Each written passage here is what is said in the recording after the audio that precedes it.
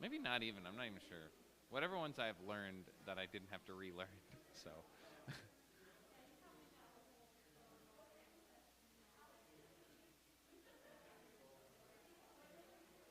I've had to learn like a few versions for different things, but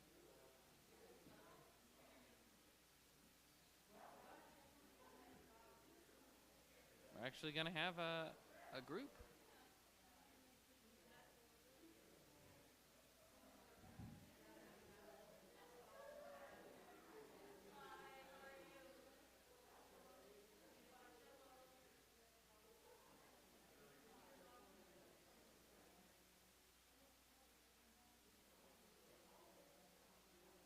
How are you?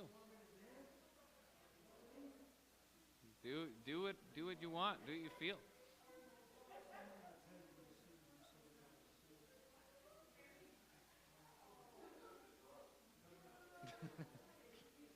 You hum along. I hear you humming along. You hum along to what we play. I hear you.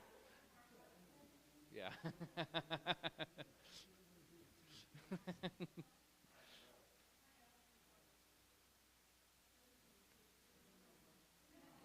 Time to go?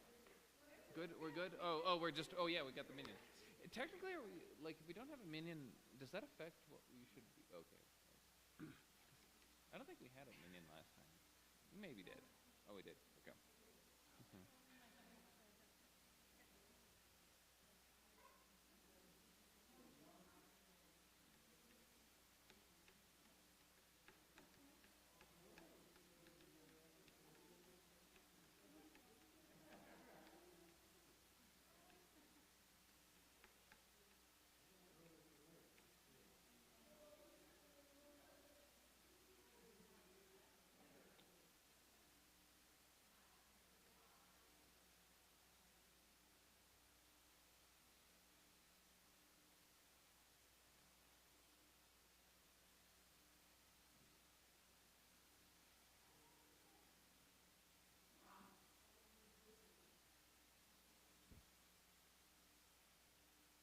I might steal this chair.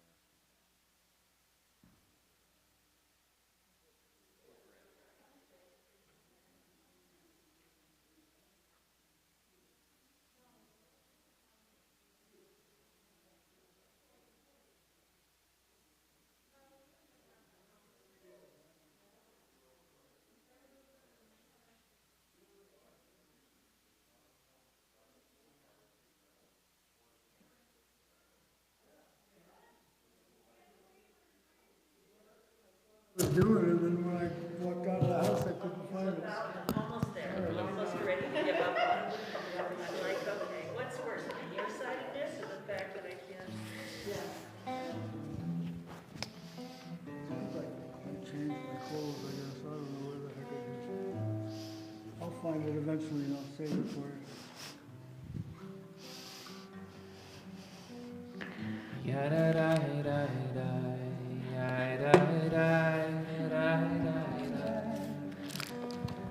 Yeah.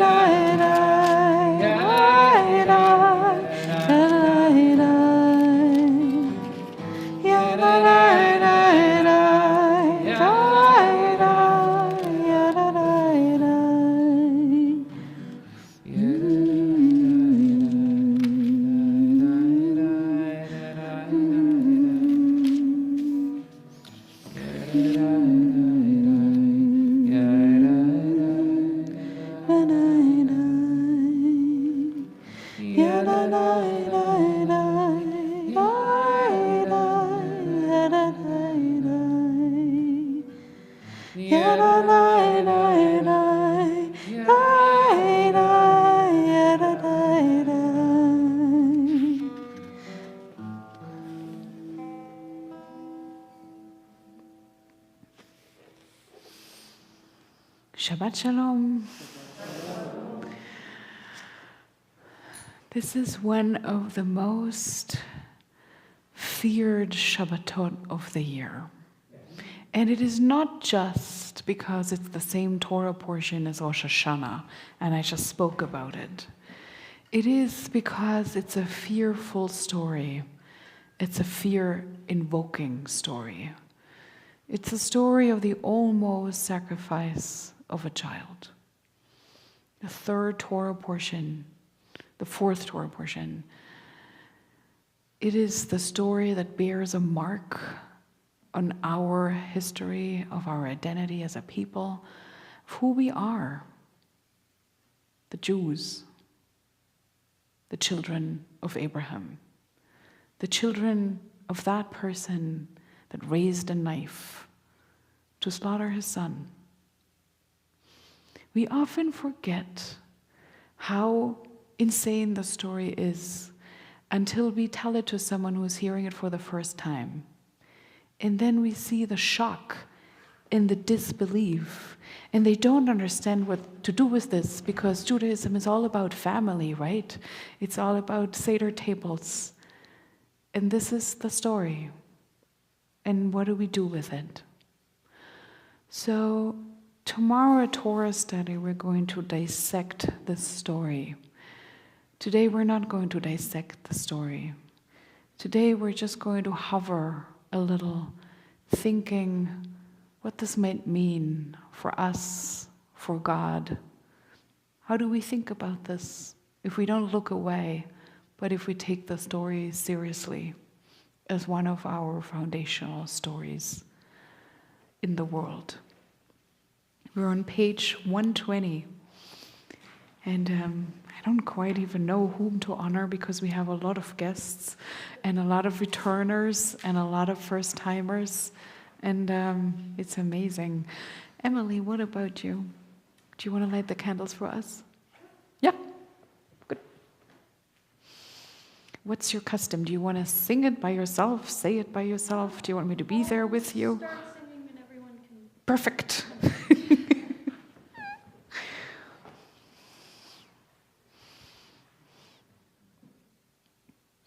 And for all of you to know, Emily burned herself while she was decorating the sukkah. So I'm putting a lot of trust in you right now. I just remembered that. Probably not. The light bulbs got really hot.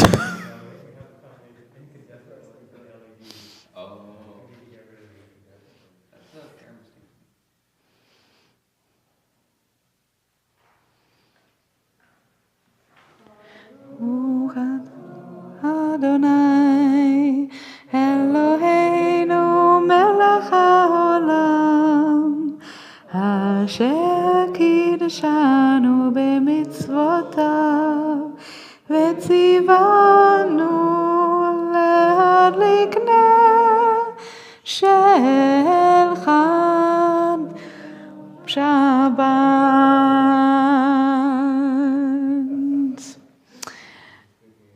You are laughing, but the reason that I'm doing this is because this is the melody for lighting Hanukkah candles. And it is a widespread custom among American Jews to use it all year round, whereas most European Jews use the high holiday melody all year round. And there is no traditional lighting the Shabbat melody because it's supposed to be said quietly, silently, according to Orthodox tradition. So what happened here was my musical brain taken over. But it's also not too far away. So happy Hanukkah. Like we're almost there. Please join me on page 121 as these Shabbat candles give light to all who behold them. So may we, by our lives, give light to all who behold us. As their brightness reminds us of the generations of Israel who have kindled light, so may we, in our own day, be among those who kindle light. Vayera means, and he disappeared. He appeared. God appears in the story, shows God's self in all his God's variations, in different contexts, inviting people in, testing people, sending people forth, being angry, being forgiving, going back and forth between all of these. In the end, it's not God who shows up. It's an angel or an animal. God doesn't seem to be there at the altar on Mount Moriah. But one of the most moving moments is when, after 3 days of walking, Abraham and Isaac together, suddenly it says Abraham is lifting his eyes and he sees the place. He doesn't hear a voice. God doesn't say, here it is, or up there it is. Abraham sees the place and knows this is where it is supposed to happen.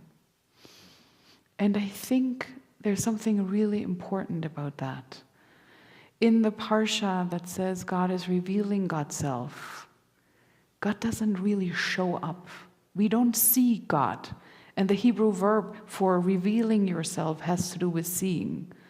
But it is when Abraham lifts his eyes and is ready to acknowledge what there is to be seen, that he realizes this is the place.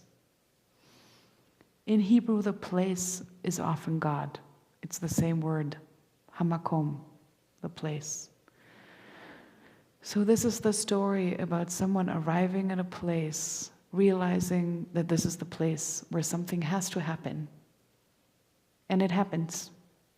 Unstoppable, like destiny. And it's harmful, and it hurts, but it happens. And then this person goes home. The Torah doesn't mention Isaac, which is a very crucial detail. The end of the story is, and Abraham packed up everything and took his servants and they went home. And the rabbis noticed Isaac is not there. And it led them to believe that maybe Abraham did kill Isaac and left him there. And that Isaac was revived and brought back from the death. It made others believe that it was too much for him. And after his father did that to him, he had to leave for a while before he could come back and look at him again. And then there are the children's stories, where they all walk back together. But the Torah doesn't mention that. And to read and to see the story in all that it could be is one of the biggest challenges of our story. The rabbis knew this challenge, and when they read it together with other stories to help it a little bit, to give it a container, to smoothen its edges. And one of the stories I will actually read later here. But what they did is called intertextuality. They put one story of the Torah next to other stories of the Torah and the Tanakh. And they started to read the story through the lenses of other stories, trying to figure out what happened there between a father and a son, and between a God and God's person. Who exactly got tested here? Who learned?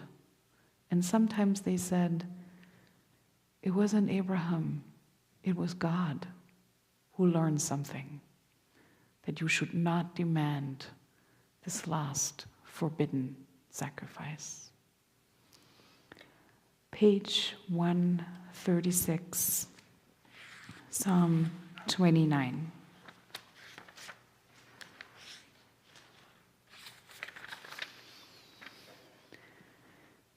מזמור לדוד, הבו לאדוני בני אלים, הבו לאדוני, כבוד שמו יין עיני, השתחוו לאדוני, בהדרת קודש כל אדוני על המים, על עיני, אל הכבוד הרים, כל אדוני, על מים רבים כל אדוני בכוח ני ני ני כל אדוני בהדר כל אדוני שובר ארזים וישבר אדוני את עזי הלבנון וירקידם כמו עגל לבנון וסיריון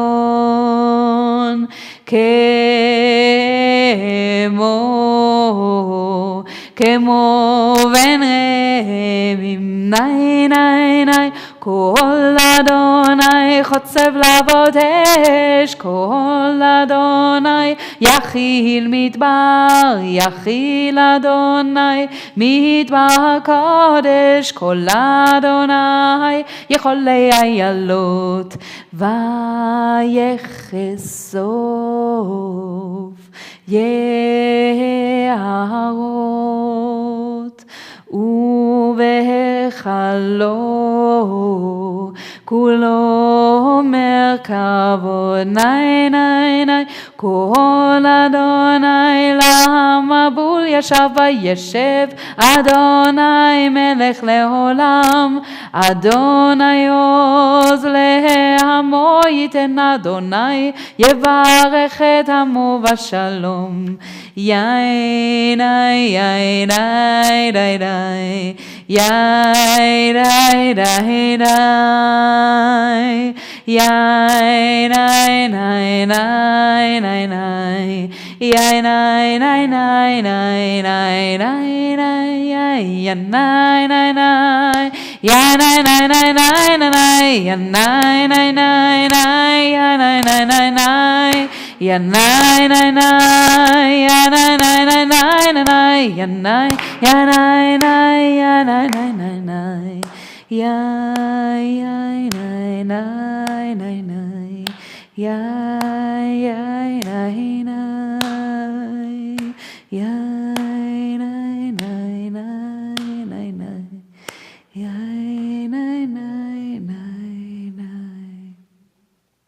$138.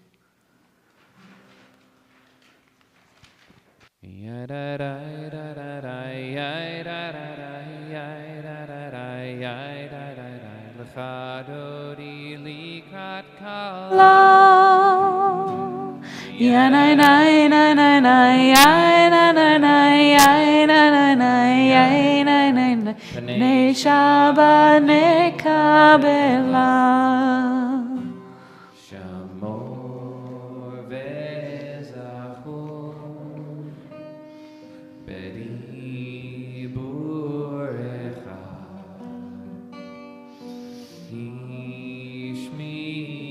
השמיענו אל המיוחד אדוני אחד ושמו אחד לשם ולתפארת ולתהילה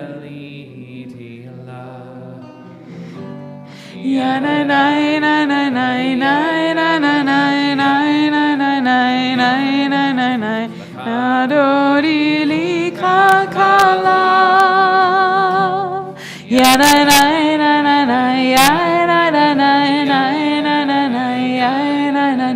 פני שבת נקבלה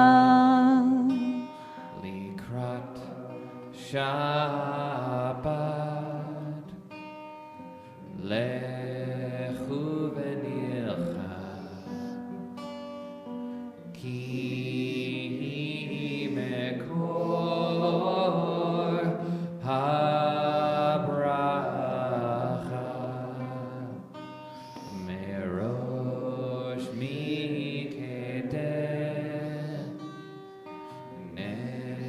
נסוכה סוף מעשה במחשבה תחילה. Ya na na na na na ya na na na ya na na na ya na na na leadodi likrat kala ya na na na na na ya na na na ya na na na na na na bnei Shabbat nekabela 139 Likrat kala yanana yanana yanana bnei Shabbat nekabela lecha dodi likrat kala yanana yanana yanana bnei Shabbat nekabela Hitoreri, hitoreri, ki va'orech kubi ori, uri uri, shir naberi, kevod Adonai alayim negilah. lecha dodi likrat kala yanana yanana yanana bnei Shabbat nekabela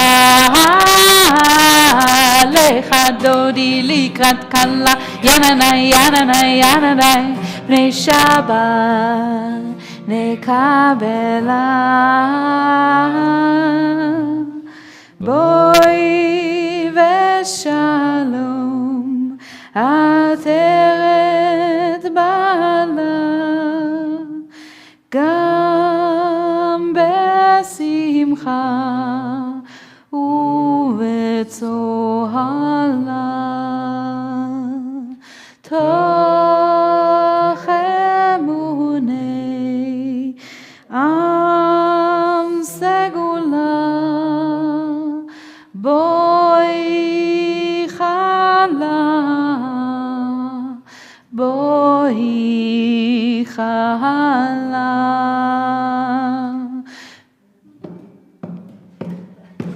lecha dodi likrat kala yanana yanana yanana bnei Shabbat nekabela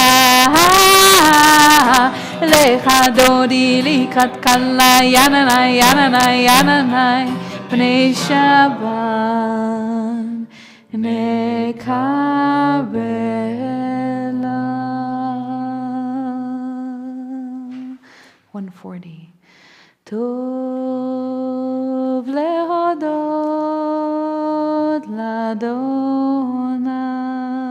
l'Adonai Tov lehodot l'Adonai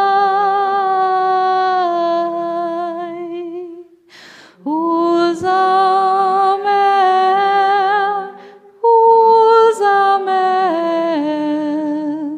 לשמך עליון, טוב להודות לאדוני, להגיד בבוקר חסדך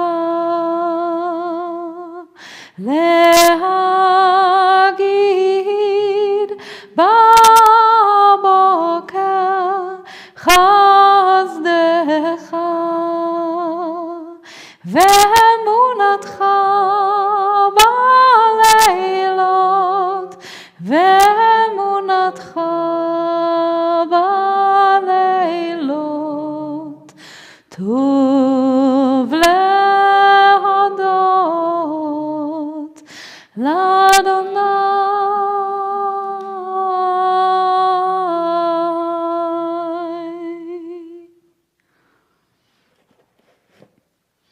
There lived, or there is described, in the book of Kings, a miracle man, a rich person, a little eccentric, left everything behind one day because he thought he heard a calling. His name is Elisha. There's no other prophet who performed more miracles than this one. And there are no small miracles, I want to say. In other religions, this would be enough to have a new religion.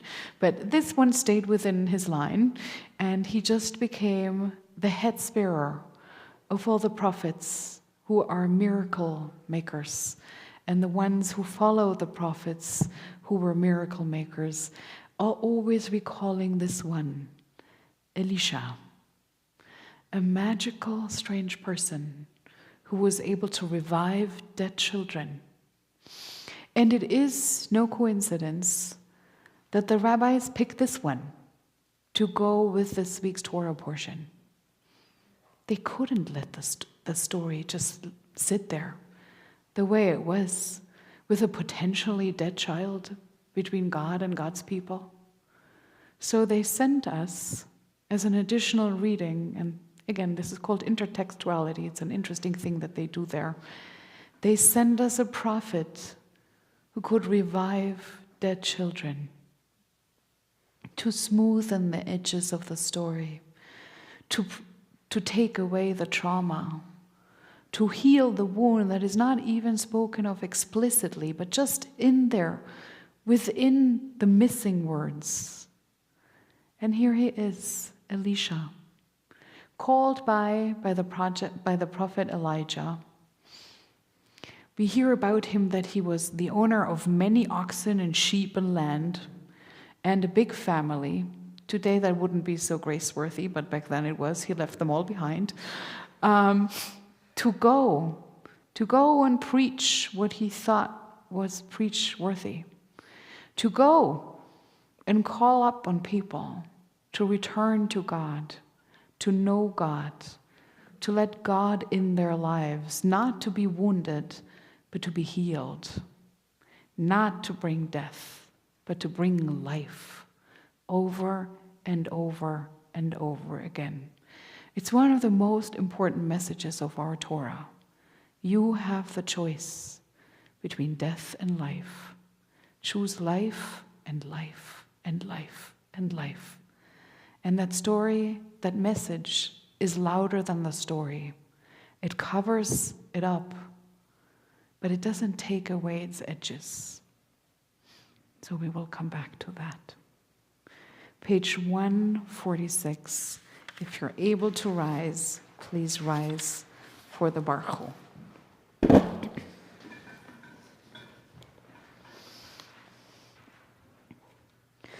Baruch et Adonai HaMevorach.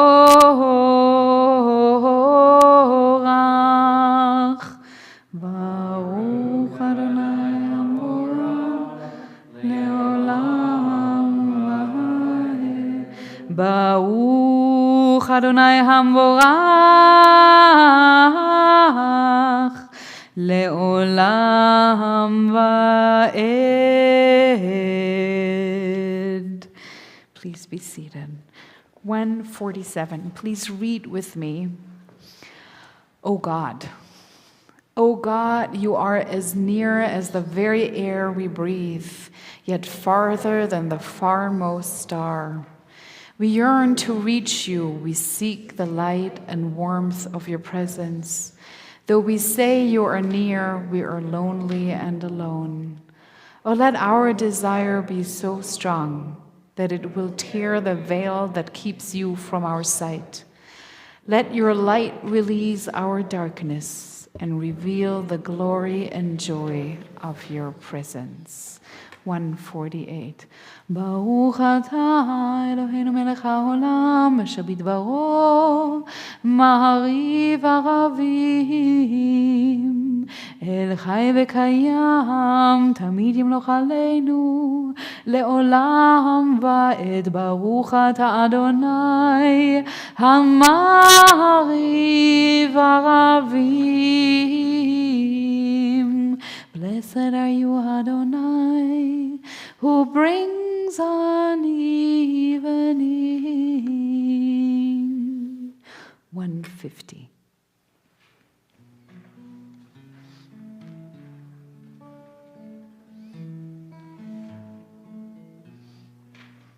We are loved unending love, by unending love. We are loved, loved, loved, by unending love, by unending love. We are embraced by arms that find us, even when we are hidden from ourselves. We are touched by fingers that soothe us, even when we are too proud for soothing. We are counseled by voices that guide us, even when we are too embittered to hear. We are loved, loved, loved, by unending love, by unending love. We are loved, loved, loved, by unending love, by unending love. We are supported by hands that uplift us, even in the midst of a fall. We are urged on by eyes that need us, even when we are too weak for needing.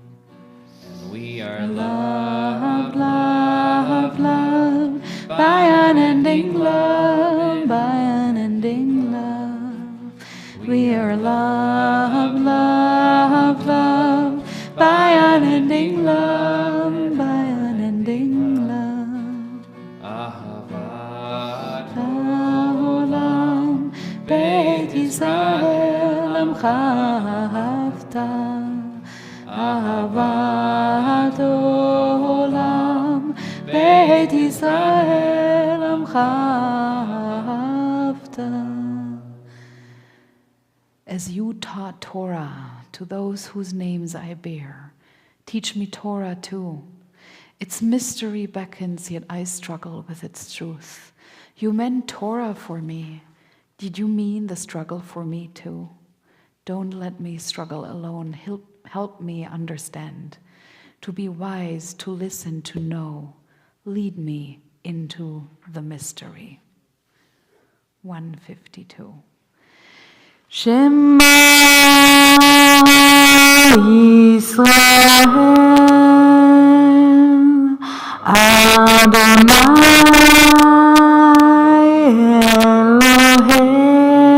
Eloheinu Adonai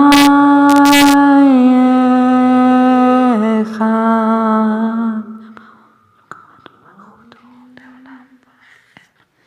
ואהבת את אדוני אלוהיך בכל לבבך ובכל נפשך ובכל מאודיך. והיו הדברים האלה אשר אנוכי מצווך היום על לבביך, ושיננתם לבניך, ודיברת בם, בשבתך בביתך, ובלכתך בדרך, ובשוכבך ובקומך, וקשתם לאות על ידיך, והיו לטוטפות בין עיניך, וכתבתם על מזוזות ביתך ובשעריך, למען תזכרו ועשיתם את כל מצוותיי, והייתם קדושים לאלוהיכם. אני אדוני אלוהיכם, אשר הוצאתי אתכם מארץ מצרים, להיות לכם לאלוהים. אני אדוני אלוהיכם, אדוני אלוהיכם אמת. Page 158. We often think 158. מיכה מוחה. We often think about our forefathers crossing the Red Sea. We also think sometimes about Moses coming from the Nile. We very rarely realize that Abraham came from a land of water too. He came from the two streams, Euphrates and Tigris. He came from that very, very fruitful land, Mesopotamia, into a land that was not as dry as it is today, but it was much drier, much less fertile, much less welcoming than his land of origin. It was so little welcoming, in fact, that one of the first things he encountered there was a famine. So he went to Egypt, crossed another water, by another water, and only then came back. This person knew what it means to cross boundaries, to cross borders, to try to start anew at least 2 times, maybe even 3 times we read about in the Torah. Wandering and changing and pushing himself, losing his family of origin, losing his home, losing his house, losing some of his riches, only then to regain them, of course. He is not an empty page. He has a lot of trauma in himself. And to realize that this is what it means to wander, and to realize that when he became a father, he was already marked by all of this. He had already seen way too much, done way too much, had already carried his own load of regrets, maybe, and thoughts and stories, and that big, big secret that God had revealed one night about the future of this family. All this was already there, present on Mount Moriah. Thinking about that, about the story, a story that our forefathers then carried with them when they came back to the land. They knew the story. They knew who they were. They were bringing it all with them, back to the land, back to the mountain, back to that place where that God ruled, of this very story. 158.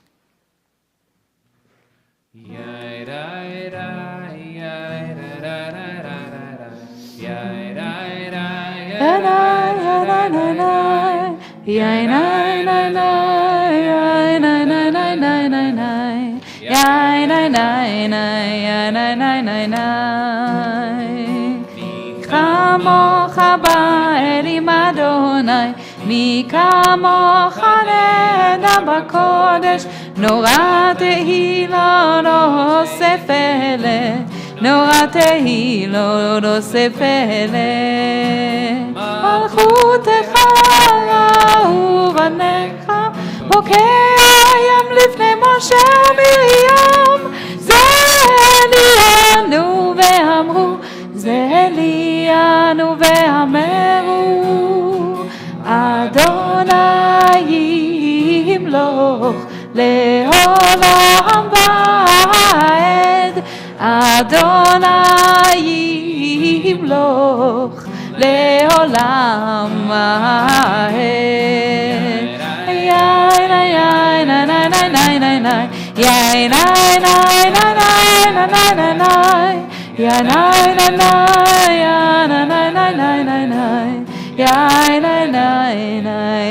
יין יין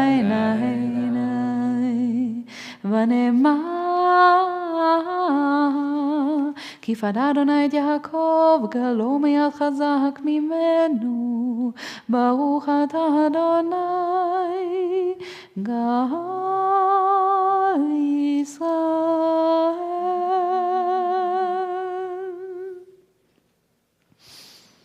I'm not going to read the entire Haftarah. He performed way too many miracles. But I want to read the one that I believe made the rabbis choose this section. One day Elisha visited Shunem. A wealthy woman lived there, and she urged him to have a meal.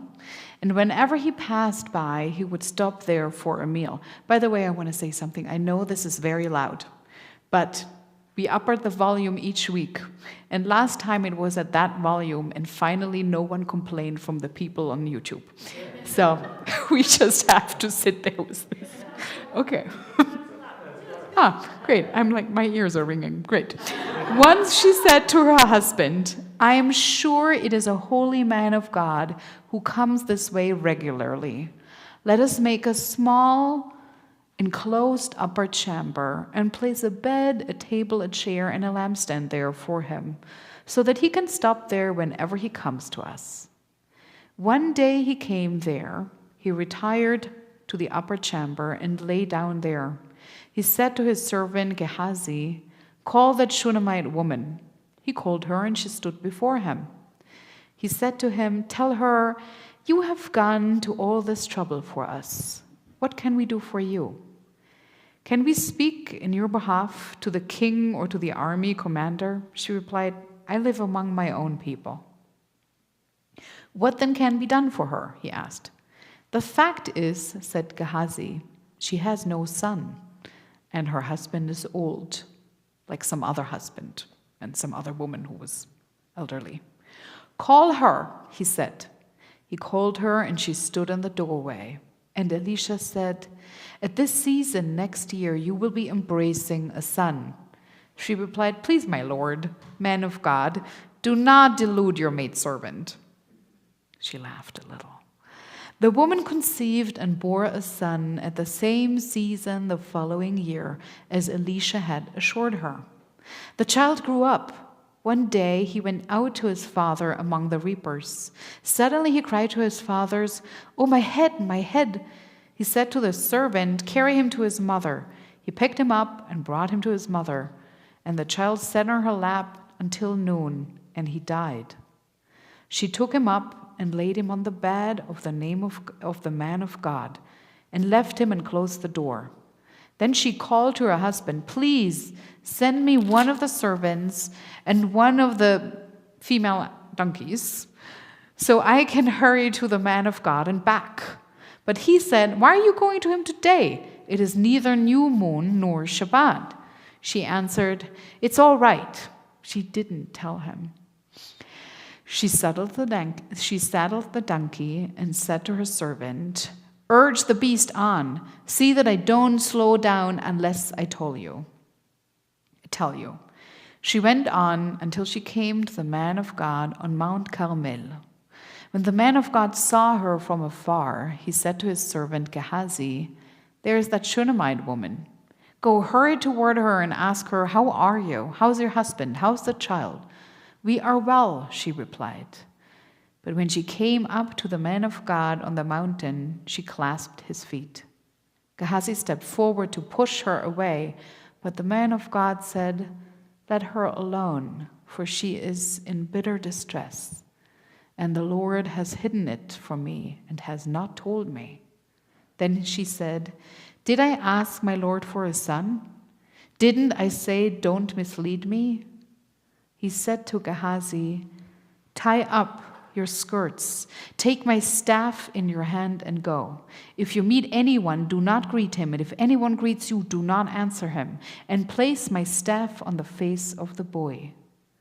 But the boy's mother said, as the Lord lives and you live, I will not leave you. So he arose and followed her. Gehazi had gone on before them and had placed the staff on the boy's face. But there was no sound or response. He turned back to meet him and told him, the boy has not awakened. Elisha came into the house, and there was the boy, laid out dead on his couch. He went in, shut the door behind the two of them, and prayed to the Lord. Then he mounted the bed and placed himself over the child. He put his mouth on its mouth, his eyes on its eyes, and his hands on its hands, and he bent over it, and the body of the child became warm. He stepped down, walked once up and down the room, then mounted and bent over him. Thereupon the boy sneezed 7 times, and the boy opened his eyes. Elisha called Gehazi and said, call the Shunammite woman. And he called her. When she came to him, he said, pick up your son. She came and fell at his feet and bowed low to the ground. Then she picked up her son and left.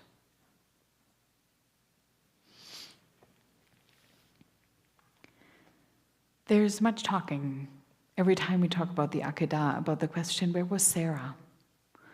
What did she feel? And the contrast, one of the many contrasts of these two stories is that we know all about this woman. She is so present. We barely know anything about her husband, but this woman is as present as was Abraham. And she is in such stark contrast to Abraham. She begs and pleads and runs to the mountain to find life for her son, whereas Abraham silently, without talking a single word, walks for 3 days to the place where he says he needs to part from his son. But there is more to these stories. If we take the speaking voices out of it just for a second, those are two stories about people who lose their children. One of them feels as if God is demanding this death. The other one is suffering from a death and then goes to a place closest as possible to God, to the man of God, as we are told repeatedly, to seek help and support. And she almost superstitiously doesn't even tell anyone that the child is dead. She's just going to reveal it to this one person that she thinks is closest to God from all the people she knows. Those are two completely different reactions to the world and its tragedies. There is always the possibility to feel that God's self, calls the sadness and the evil and the brokenness upon us. And there's always the option to have a sense that all these things, the brokenness, the evil, and the sadness, are part of the universe that we were thrown into. And that healing and support and love will come from God. I have thought about it a great deal. I don't think there's a single person in their lives who's always sitting on one of these poles. I think most of us, we go back and forth. Sometimes we're angry at God. Sometimes we feel that God brings hurt upon us. Sometimes we run towards God, like little children run towards their parents, looking for exactly that, healing from the world, a place of refuge. It might be upon a mountain. It might be in a closed chamber. Wherever it is, that you might find God. The two stories are placed together. One in which God brings almost death. One in which God brings life. One in which a father abandons his responsibility as a father, and one in which a woman goes above and beyond to make life and healing for her child. And when the rabbis put these two stories on the table, literally on the reading table, this table, in front of us, it is like they're telling us all over again, there's death and there's life. Choose life. Choose life. I wish they had written that story literally on the parchment of the Torah. They couldn't, because you're not supposed to add a single little crown to the sacred letters. But they kind of did by giving us this reading cycle, which is why I wanted to bring the story today to you. Because as a matter of fact, when we read it on the high holidays, it doesn't have that little partner. And that partner makes all the magic and all the miracles come true. Shabbat Shalom.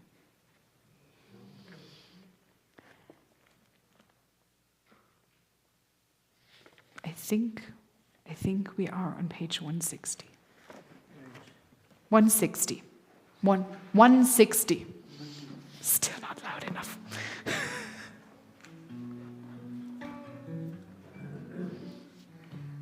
Benu Adonai, Eloheinu leshalom, v'hamidenu shameinu lechaim. Ashkivenu Adonai, Eloheinu leshalom, v'hamidenu shameinu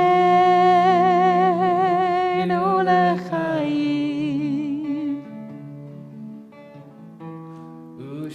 Motzeteinu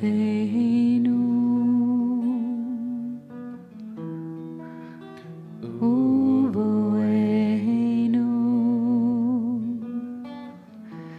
lechaim ushalom me'ata ve'ad olam.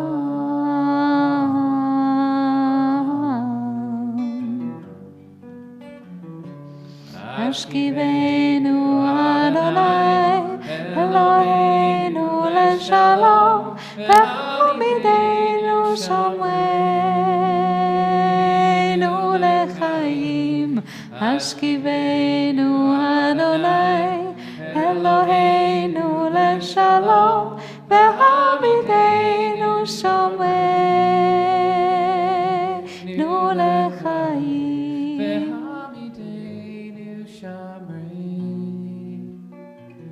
New lechaim.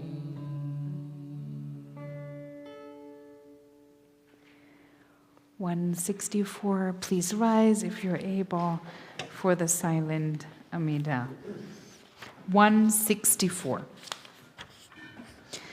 Adonai sefatai tiftach ufi yagi tehilatecha. Adonai, open up my lips that my mouth may declare your praise.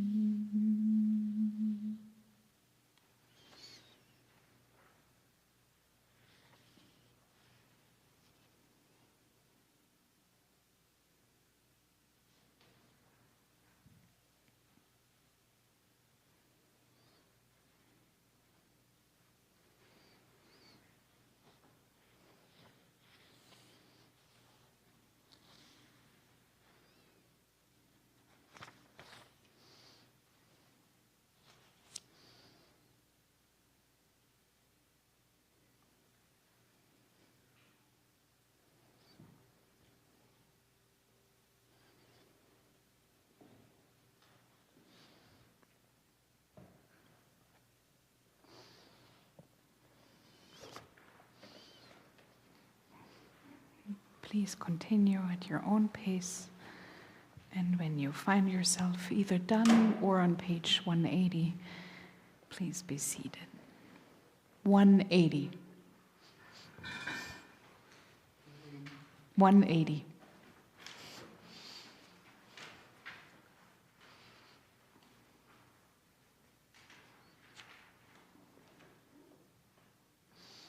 Oh, say Shalom Bimrama. Huya say Shalom Aleinu Ve'al kol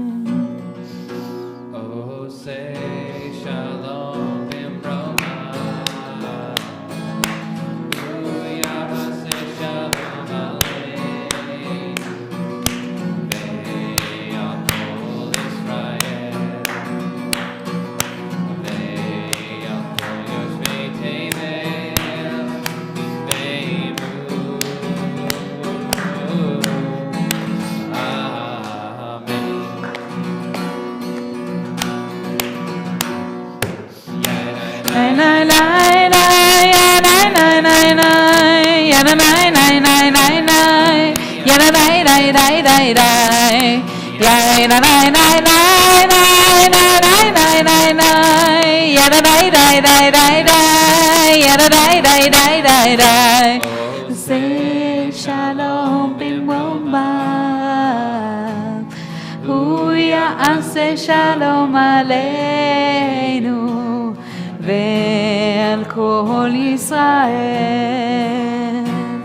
ve'al kol yoshvei tevel ve'imru.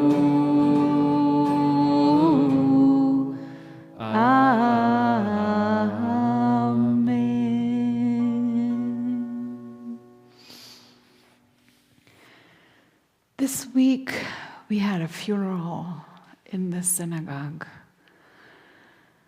The first one since I came on as a rabbi. Not the first funeral, but the first funeral service in this very space. And it changed something about this space for me. I've never seen the space hold death. And I have never seen this congregation been so immediately affected by death. Because it wasn't someone who, lived here many years ago, about whose death we heard, or someone who was a member once but then never came again.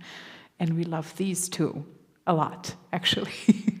But this was someone who was on the board.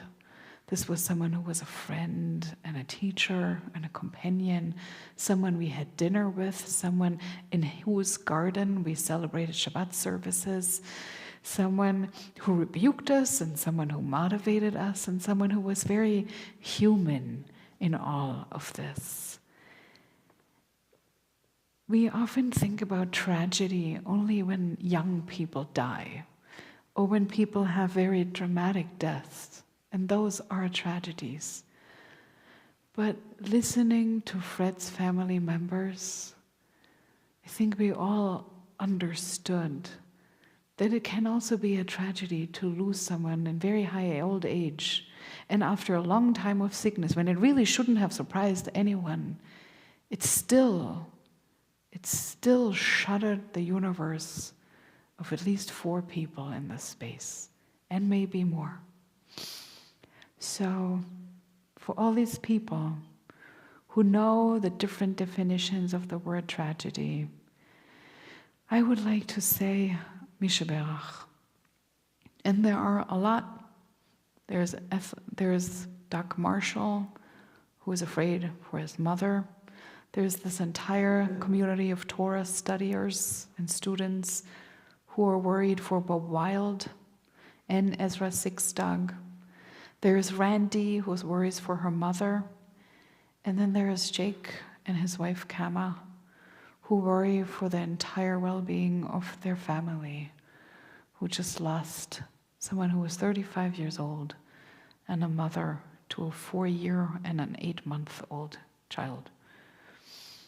So it's all of these, the ripples in the families, the gaps, the losses, and the people who are even much quieter than that, whom we say Mishaberach for. May the coming weeks bring peace and calm, healing, a new sense of normalcy and quiet to these families. Page 3, we'll come to the Kaddish, we'll come. This is not the Kaddish, this is the Mishaberach. I thought you did. No. We're not there yet. Just it's the next one. Okay, 371. 371. Mishaberach Avoteinu mekor habracha imotenu. May the source of strength, who bless the ones before us, help us find the courage to make our lives a blessing, and let us say Amen. Mi shebeach imotenu mekol habracha li'avotenu. Bless those in need of healing with refuah shelema, the renewal of body, the renewal of spirit, and let us say Amen.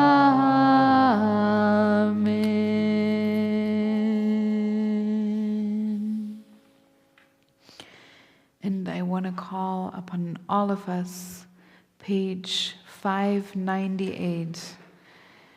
This community has done more than I have ever expected, honestly, of a Reform community, which I think at least by name we are. We're doing Shiva for Fred's family for 7 days, and I really want to thank Richard and Janelle. I said it to Richard quietly, but I want to say it out loud. It meant the world for Jane, what you did. And she reached out and said this was wonderful. And Jim went up, and Seth had volunteered to go up. And we are carrying this family through this entire week of mourning, and I will be there Monday for the end of Shiva. And for all of those who do not know this, Tuesday would have been Fred's birthday. So if you have it in you to reach out to Jane on Tuesday and just say, we know. And she said to me, this is going to be a hard day Tuesday because no one's going to be there anymore and it is Fred's birthday. And I thought, no. So some of us will go up with food. And yes, maybe you'll just think about it, November 15th. And we're rising in memory of Fred Leopold and also of Leora Werner. And if you have other names to add, please do.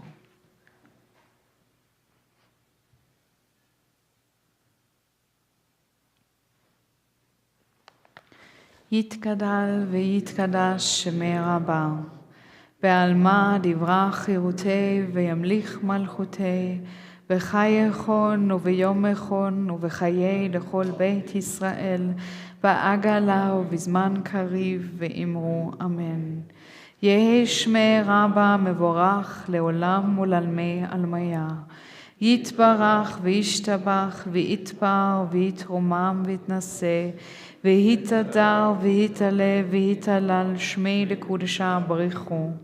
לאלה מכל ברכתה ושירתה, תושבחתה ונחמתה, דאמירן בעלמה ואמרו אמן. יהי שלמה רבה מן שמיה וחיים עלינו ועל כל ישראל ואמרו אמן. עושה שלום במרומיו, הוא יעשה שלום עלינו ועל כל ישראל ועל כל יושבי תבל ואמרו אמן. May there be abundant peace from heaven and life for all us and all of Israel, to which we say amen. Please be seated.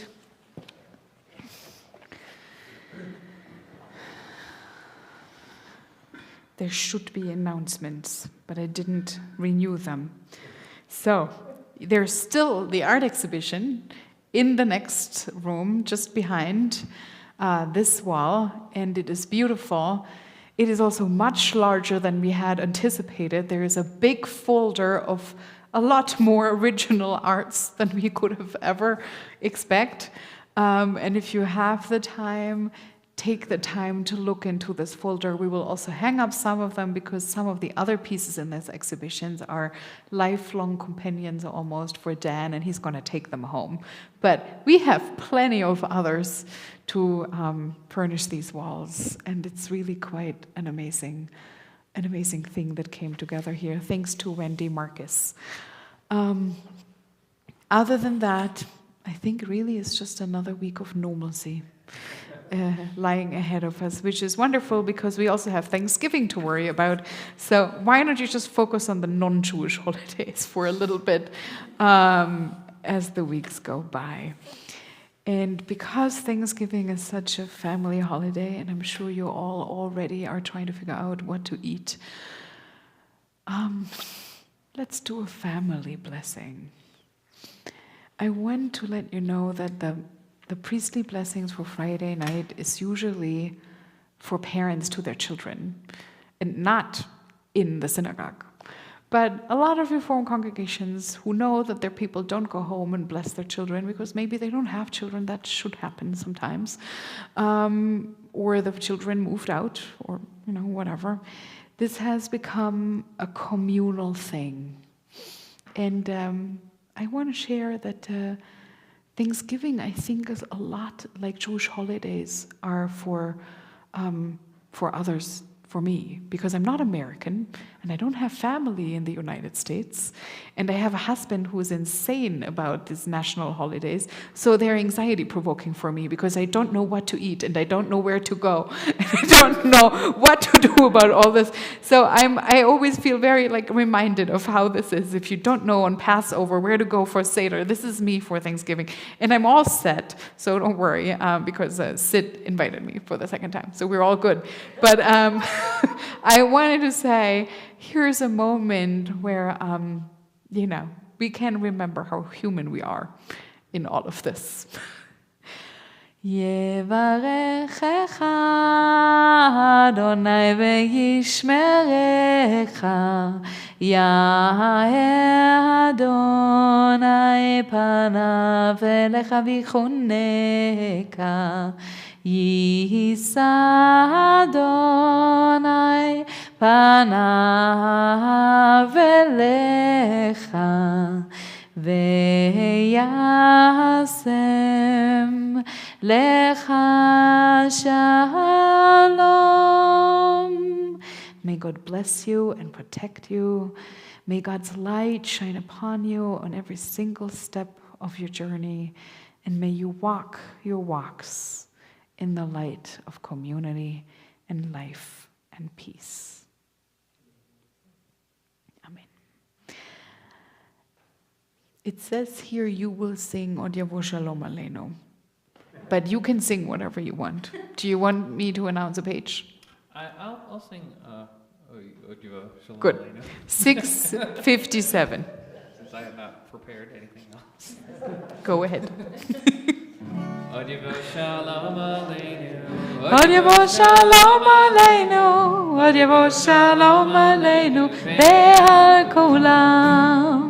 Od Yavo Shalom Aleinu, Od Yavo Shalom Aleinu, Od Yavo Shalom Aleinu, Be'al Kulam. Salam Aleinu ve'al kol ha'olam, Salam, Salom, Salam Aleinu ve'al kol ha'olam, Salam, Salom. Od Yavo Shalom Aleinu, Od Yavo Shalom Aleinu. Thank you. Grape juice. Al kulam. Od Yavo Shalom. Wine. Od Yavo Shalom. Wine. Aleinu ve'al kulam.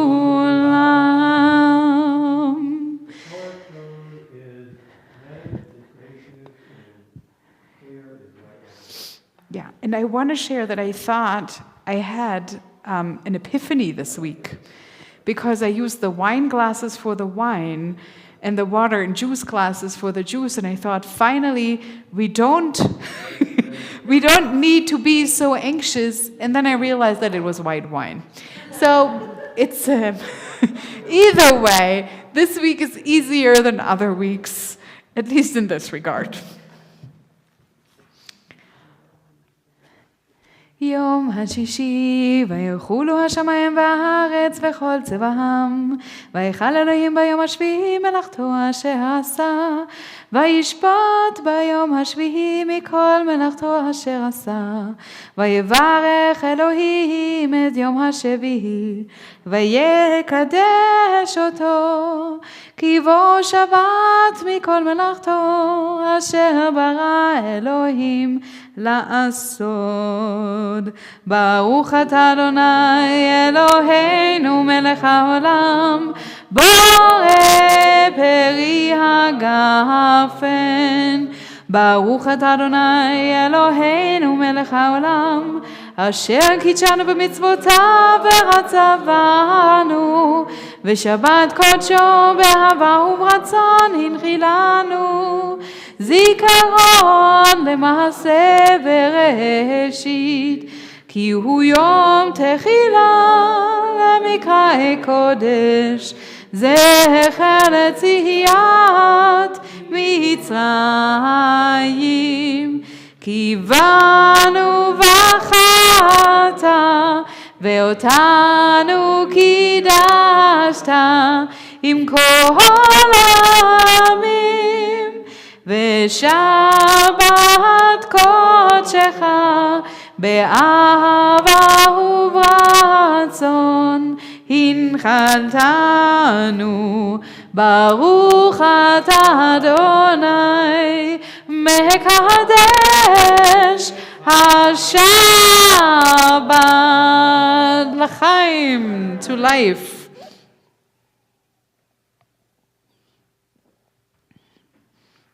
And thanks to Carlene Ramsey, we have again a challah, and it is one of the big Ras Hour challahs, so nothing can go wrong.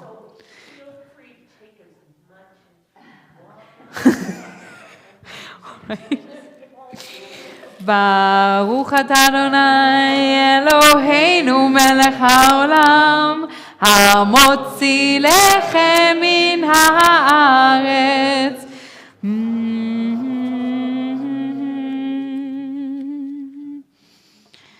בים בם בים בם בם בם.